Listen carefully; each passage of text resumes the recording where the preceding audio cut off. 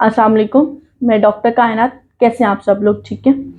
वो मेरे भाई जो जरियान एहतलाम का शिकार हैं, यूरिन से पहले या बाद में ड्रॉप्स आते हैं, पेशाब से पहले या बाद में कतरे आते हैं, या जिगर मसाने की गर्मी का शिकार हैं, वजू बरकरार नहीं रहता, वक्त बे वक्त उनको ड्रॉप्स की वजह से परेशानी होती है, हर जगह शर्मिंदगी उठानी पड़ती है, तो ऐसे भाइयों को चाहिए कि वो हमारी सफूफ़े सलब मंगवा कर इस्तेमाल करें। ये बहुत अच्छी मेडिसन है। ये जरियान एहतलाम, हाथ पैरों की जलन, सूरत अंजाल जैसी बीमारी को कंट्रोल करती है और साथ में मादा मनी को गाढ़ा करती है। वो लोग जिनकी मादा मनी पतली है उनके लिए बहुत अच्छी और बहुत बेहतरीन मेडिसन है।